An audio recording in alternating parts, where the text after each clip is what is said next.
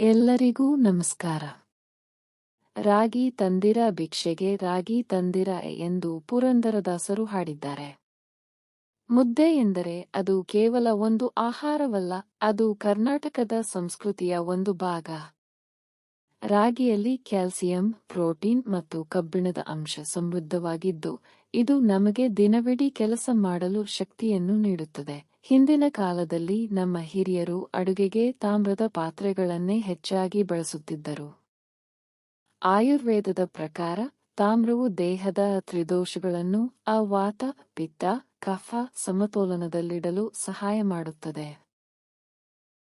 ರಾಗಿ ಮುದ್ದೆಯನ್ನು ಸಾಂಪ್ರದಾಯಿಕವಾಗಿ ತಾಮ್ರದ ಪಾತ್ರೆಯಲ್ಲಿ ತಯಾರಿಸುವುದರಿಂದ ಸಿಗುವ ಪ್ರಮುಖ ಪ್ರಯೋಜನಗಳು: ಉತ್ತಮ ಶಾಖ ಪ್ರಸರಣ.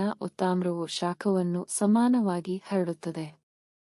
ಇದರಿಂದ ರಾಗಿ ಹಿಟ್ಟು ಎಲ್ಲಾ ಕಡೆ ಸರಿಯಾಗಿ ಬೇಯುತ್ತದೆ ಮತ್ತು ಗಂಟಾಗುವ ಸಾಧ್ಯತೆ ಕಡಿಮೆಯಾಗುತ್ತದೆ. ಜೀರ್ಣಶಕ್ತಿ ಹೆಚ್ಚಳ.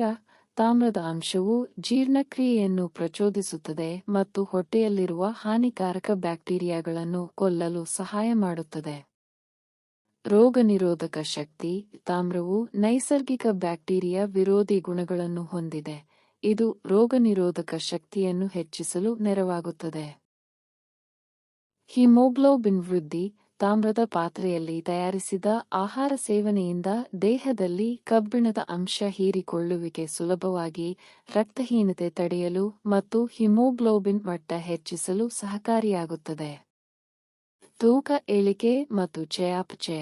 ಇದು ದೇಹದ ಮೆಟಬಾಲಿಸಂ ಹೆಚ್ಚಿಸಲು ಮತ್ತು ಅನಗತ್ಯ ಕೊಬ್ಬನ್ನು ಕರಗಿಸಲು ಪರೋಕ್ಷವಾಗಿ ಸಹಾಯ ಮಾಡುತ್ತದೆ. ಹೃದಯದ ಆರೋಗ್ಯ. ತಾಮ್ರವು ರಕ್ತದೊತ್ತಡ ಮತ್ತು ಕೊಲೆಸ್ಟ್ರಾಲ್ ನಿಯಂತ್ರಣದಲ್ಲಿ ಪ್ರಮುಖ ಪಾತ್ರ ವಹಿಸುತ್ತದೆ. ತ್ವಚೆಯ ಕಾಂತಿ. ತಾಮ್ರವು ದೇಹದಲ್ಲಿ ಮೆಲನಿನ್ ಉತ್ಪಾದನೆಗೆ ಸಹಾಯ ಮಾಡುತ್ತದೆ, ಇದು ಕಣ್ಣು, ಕೂದಲು ಮತ್ತು ಚರ್ಮದ ಆರೋಗ್ಯವನ್ನು ಕಾಪಾಡುತ್ತದೆ ಹಾಗೂ ಸೂರ್ಯನ ಕಿರಣಗಳಿಂದ ಚರ್ಮಕ್ಕೆ ರಕ್ಷಣೆ ನೀಡುತ್ತದೆ. ಕೀಲು ನೋವು ನಿವಾರಣೆ. ತಾಮ್ರವು ಉರಿಯೂತ ವಿರೋಧಿ ಗುಣಗಳನ್ನು ಹೊಂದಿದ್ದು, ಇದನ್ನು ನಿಯಮಿತವಾಗಿ ಬಳಸುವುದರಿಂದ ಕೀಲು ನೋವು ಮತ್ತು ಬಾವು ಕಡಿಮೆಯಾಗಲು ಸಹಾಯವಾಗುತ್ತದೆ. ಬ್ಯಾಕ್ಟೀರಿಯಾ ವಿರೋಧಿ.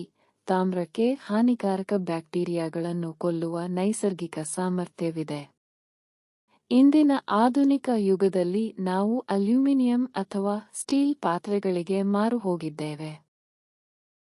ಆದರೆ ಆರೋಗ್ಯದ ದೃಷ್ಟಿಯಿಂದ ತಾಮ್ರದ ಪಾತ್ರೆಯಲ್ಲಿ ರಾಗಿ ಮುದ್ದೆ ಮಾಡುವುದು ಅತ್ಯಂತ ಶ್ರೇಷ್ಠ. ನಾವೆಲ್ಲರೂ ನಮ್ಮ ಸಾಂಪ್ರದಾಯಿಕ ಆಹಾರ ಪದ್ಧತಿಯನ್ನು ಉಳಿಸಿಕೊಳ್ಳೋಣ ಮತ್ತು ಆರೋಗ್ಯವಂತರಾಗಿರೋಣ.